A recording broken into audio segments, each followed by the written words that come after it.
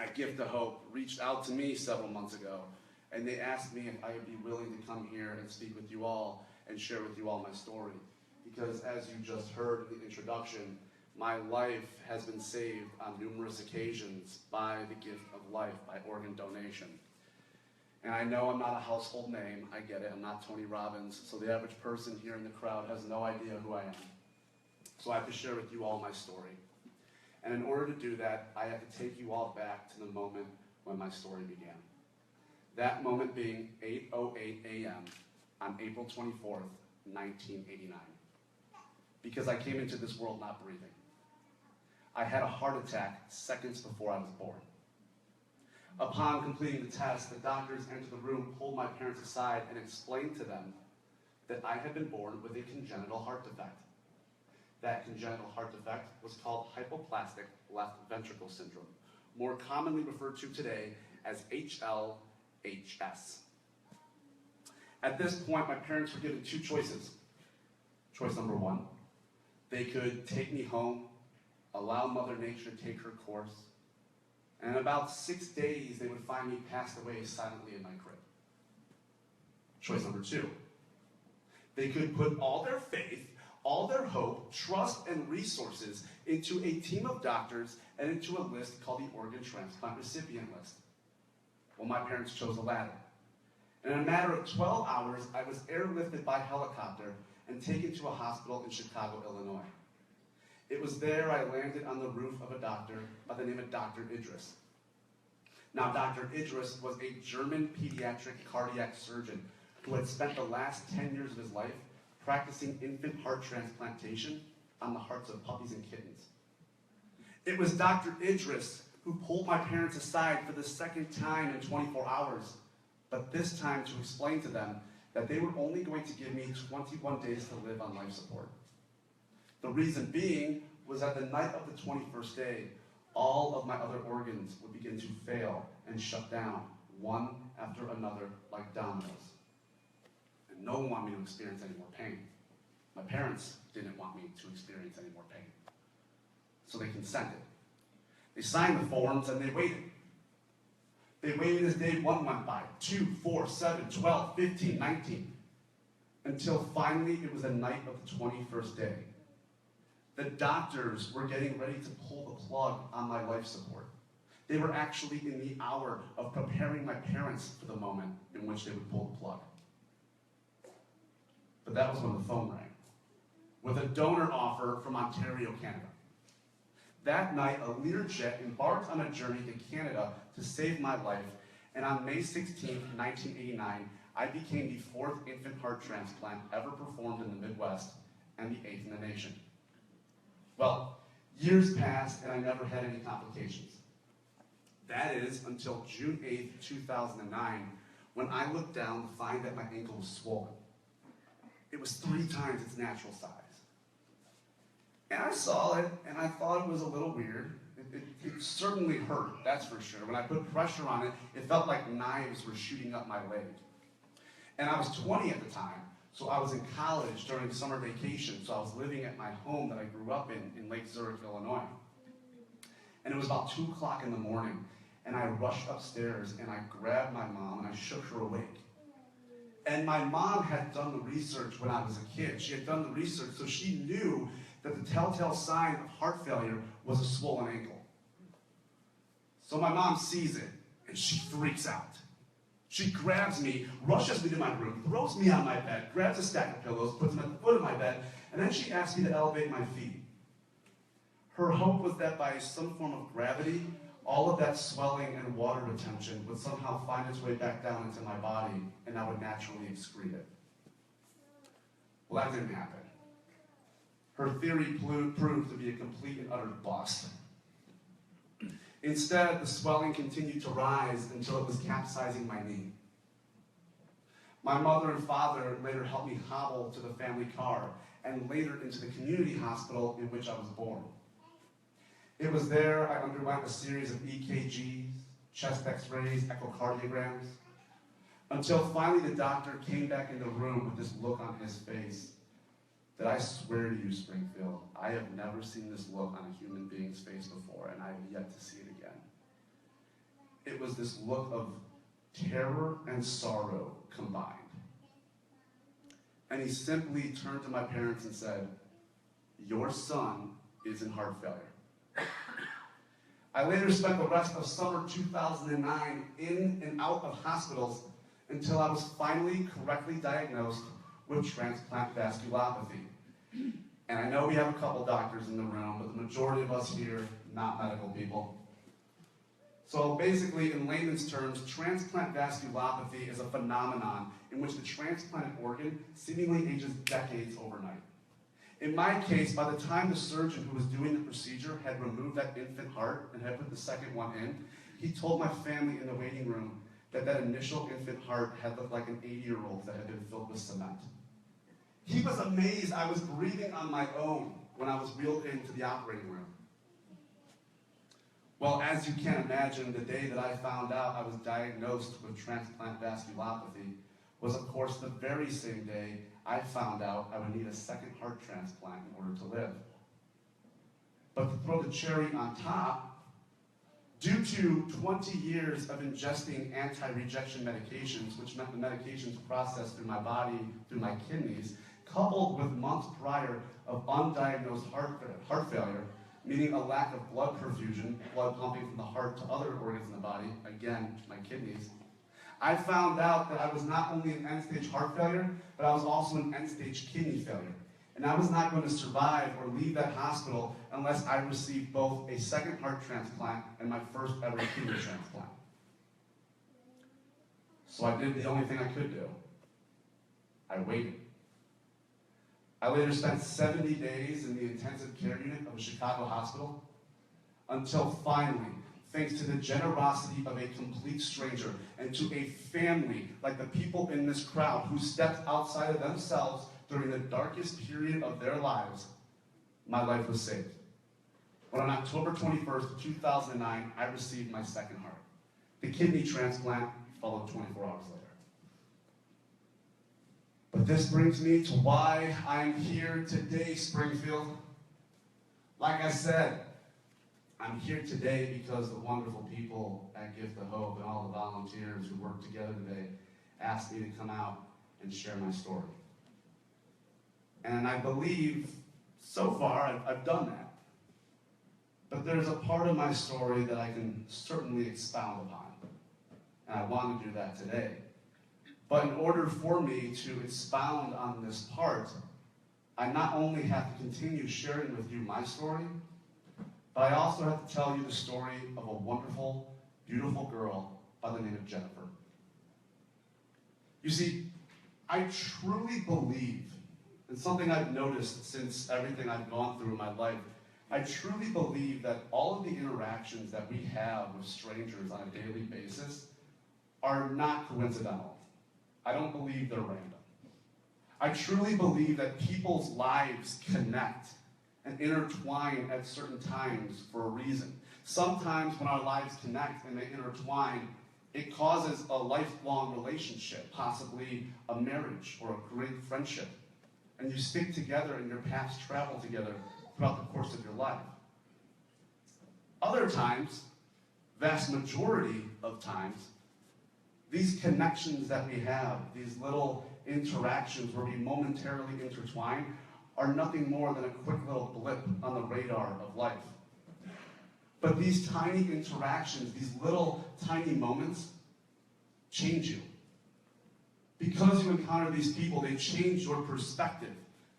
They realign your goals. They make you change the way you perceive things. And maybe in that moment is when you needed to meet that person. Or maybe you needed to meet that person so that months later, weeks later, days later, when you're faced with a decision, that person gave you that new perspective to make you face that decision in a different way and make a different choice. Well, with that in mind, the night that I told you guys about earlier, where the doctor came into the room with that look on his face and said, "Your son is in heart failure," shortly after he said that to my family, I was injected with several medications, diuretics, tons of painkillers. And this cocktail of medications caused me to become very dreary and drowsy and I was very tired. And I fell asleep for the next 8 to 10 hours. In that 8 to 10 hour time, I was put into an ambulance, driven down the highway, taken to a hospital in Chicago, Illinois. While all that was happening, while I slept, that wonderful girl I told you about by the name of Jennifer got in her car. And she was very excited because on that day, it happened to be the 10-month anniversary of her wedding day. And she got into this car, and she began driving. And she found herself on a highway in the interstate in between Indiana and Illinois, right on the border. And that's when she lost control of her car. And she ended up in a car accident. The paramedics rushed to the scene. They found her and they started to try to take care of her, diagnose the injuries that she had sustained in that process during the wreck. The thing was that the paramedics were unable to notice at the time that her brain had begun bleeding. They too put her in an ambulance, much like me. They took her to the highway and drove her down into a hospital in Chicago, Illinois. And the way fate works, the way the universe works, like I said, I don't believe interactions are random. Jennifer was brought to the very hospital that I was at and given a room on the very floor that I was in. And while Jennifer was being wheeled into her room, down the hall, I was starting to wake up, coming out of my forced sedation. And because of the gift that I had received as a child, I was a total virgin in the hospitals. I had no idea what to expect, what these IVs were doing in my arm. Because of the gift of life, I grew up with a beautiful childhood, adolescence. I had this entire life completely scar-free beyond the scar that I got from the heart. All because of that selfless donor. So when I woke up, I was a little scared. I had no idea what was happening, so I naturally started studying my surroundings. And I noticed right away that there was the IV pole. And it was right there, and I didn't know how to operate it. It was very foreign to me at the time. And I also noticed a nurse. She was my nurse. She was Eastern European, and she had blonde hair. And I quickly picked up on the fact that she was very upset. She was very distraught. And me being a 20-year-old at the time, I just assumed that maybe her boyfriend or her husband upset her before she came and started her shift. That's just what I was assuming. I didn't know it then, but I was also sharing the same nurse as Jennifer. And she happened to be in the room moments prior to seeing me, and she saw Jennifer pass.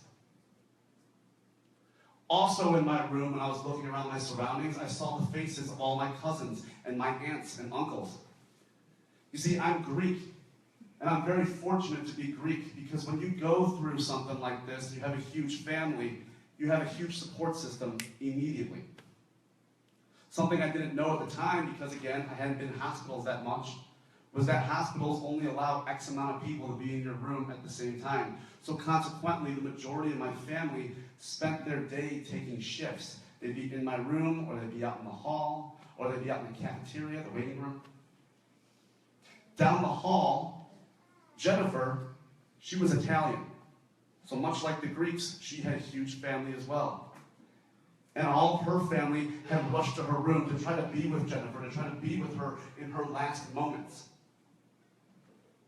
And they too had to take shifts, and they were floating around the cafeteria, the waiting room. And as I was sitting there trying to understand my surroundings, unbeknownst to me, my family became in contact with her family. And they started talking. And her family started sharing with my family that they had just been approached by a representative of Gift of Hope. And they had just been asked if they were willing to donate Jennifer's organs. And they were on the fence. And they spoke to my family.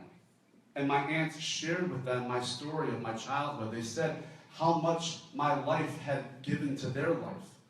The memories I had, what it meant to their sister, aka my mom, as I grew up through the years. Meanwhile, back at my room, I was getting a little irritated. I had been lying in bed for the last 16 hours at this point. My legs were starting to hurt. All I wanted to do was walk. I was 20, so all I wanted to do was take back control, even though my body had taken away my control. But I just wanted to walk. That was all I wanted to do. And at this point, I had studied my nurse enough to figure out that if I press that one button, it will pause my IV pole and the alarms won't go off, and I can unplug it from the wall and go for a walk. So that's what I did. And I get out of my bed, and the few aunts of mine and my mother, who were all in the room, were all yelling at me, and they're like, stay in bed, don't. But I didn't want to hear it. I was 20. All I wanted to do was walk down that hallway and just see what happened, see if there was going to be a doctor or someone who stopped me, and then I'd go back. That was my plan. I really didn't have much of a plan, but that was it. So I grabbed my IV pole, and I start walking out of my room. And I don't know, again, if it was because I was such a virgin in the hospitals, or if it's because this hospital really did have a lot of winding hallways. But the way I remember it being this huge, huge hospital. And there was intersections everywhere, so the endless possibilities of directions that I could have headed down. But again, fate and the universe and the interactions you have brought me down a certain hallway. And I ended up bumping into this man. And he was very tan. And he was balding. And he had on a sports coat with a nice short sleeve shirt underneath it. And he carried himself as though he had come from old money. That was his demeanor that he put out. And he stopped, and he turned to me, and he goes, excuse me, are you Bill Coon? And I was a little weirded out, because I didn't know how this guy would know who I was. I wasn't making a ruckus. I didn't think I had built a reputation already on the floor. And I look at him, and I'm like, yeah, why? And he looks at me, and he goes, I want you to follow me. I need to show you something. And now, normally, I'm not the kind of person to follow a strange man down a strange hallway. But I figured I was attached to an IV pole, so like, what excuse did I have? Like, I couldn't be like, oh, I would love to, but I have dinner at the Ritz in 2 hours. You know, it was clear I wasn't going anywhere. So I followed this man down that hallway. And we walked, it felt like, again, for several minutes, because this hallway was so long. And finally, we ended up in front of this room, 5 to 6 feet in front of an open doorway. And I look inside, and there she is, Jennifer. And she's surrounded at this point by all of her family, mostly the women, all on their knees at her bedside, sobbing. Every single one of them reaching out to her, rubbing her feet, her toes, her hands, most of them taking the backs of their hands, rubbing against her cheek. Some of them taking their hands and rubbing it through her hair, combing her hair for her one last time. All of them wanted to be there with Jennifer. And I watched them for several minutes when suddenly all of these cousins and aunts and uncles and all of these people who had been spending all of this time in that hospital, in the waiting room and cafeteria, seemingly came from every corner and surrounded me. All of them pulling out their cell phones, pulling out their iPads, pulling out old digital cameras, showing me pictures of Jennifer, showing me photos of her on her wedding day, showing me every single thing they could possibly do. Each one of them, like my family, talking over one another. Louder and louder and louder. Each one of them trying to get their point across. Every single one of them telling me about that time they did something when they were 5 years old, that time they did something when they were 12, that time they went to Disneyland together. Every single chance they had to talk to me about their relationship. And just as it got louder and louder and louder and harder to understand every single one of them, suddenly all of these Italian people, all these people who were surrounding me, just suddenly went silent. And it got incredibly quiet. And the crowd parted right down the middle. And there was a perfect hall heading right into the bedroom, right into the room where Jennifer lied. And there was this one final woman, really short. And she rose from her knees, and I could instantly tell this was the mother of Jennifer. And she looked at me and walked towards me very slowly, her entire body trembling. She walked to me as though she was exiting a crypt.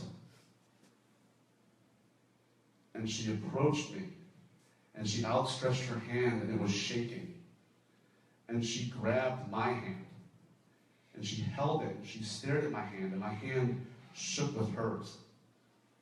And she studied it for several minutes, studied every pore on my finger, studied the cuticles, studied the nail beds of my hand. It was as though she didn't believe I existed.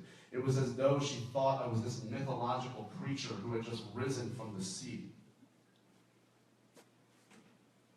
And then she just lunged forward, and she held me. She hugged me, and I hugged her back. And we just sat there for a couple minutes, just silently hugging each other, surrounded by all of her family. Until she pulled her face back, and my stomach was sopping wet. Her tears were covering my shirt. Her mascara had stained the shirt that I was wearing. And she pulled back and looked up at me, and she said, "We heard about you and your story, and because of you, I want you to know we just decided to donate Jennifer's organs." And in that moment, I was incredibly touched, incredibly overwhelmed. And my brain instantly went back to Canada. And in that moment, I realized how much of a ripple effect organ donation can be. I realized that this one selfless act of this one man 20 years ago in Ontario, Canada, who had chosen to donate his infant's organs, saved my life and surely dozens of other babies in 1989. His one act created a story in a different country, a story 100 miles away. And this story was then told in a hospital, and because of that one interaction, because of that one man, that story inspired another family to save dozens more and allow other families to feel happiness. And I started thinking about those families that would be saved from Jennifer. I started thinking about how amazing that now those families would then have their own stories, and quite possibly 10, 5, 20 years later down the road, the same exact occurrence that had just happened in that moment, because of this one intertwining connection that we just had, could also happen and replicate and continue to grow like a ripple. Well, I sat there with Jennifer's family, and I talked to them about Jennifer and her life, and I shared with them stories of my life, and thanked them repeatedly for what they had just done in donating Jennifer's organs. Until about 30 minutes later, when the heart failure really kicked in, and I started getting very loopy and dizzy and tired. And I knew I had to return back to my bed, or else I would probably fall on the floor. So I kindly asked that they would excuse me. They graciously accepted. And I walked back down that long hallway. And I can tell you all honestly that by the time I got back to that bed, I was a changed man. Because up until that point in my life, I had never truly appreciated the gift I had received as an infant. I was too young to fully understand what I had received. But after understanding the health that I had had for those first 20 years, and then in that moment, seeing the pain that a family goes through when they're making that choice, the pain that is experienced in that moment, it all added to my understanding of the fragility of life. It all added to my experience and the understanding of just what Gift of Hope does and what organ donation can be. And that experience only made me a million times more grateful many months down the road when I inevitably received that second heart and that first kidney. So ladies and gentlemen, I was brought here today to share with you all my story. But I was also brought here today so that I could be given the honor of thanking you all. So on behalf of myself, on behalf of recipients all across the state of Illinois, on behalf of recipients across our nation and across the globe, allow me to say thank you. Thank you for the memories. Thank you for the opportunities. Thank you for the life. Thank you for stepping outside of yourselves during the darkest period of your lives to save ours. Thank you.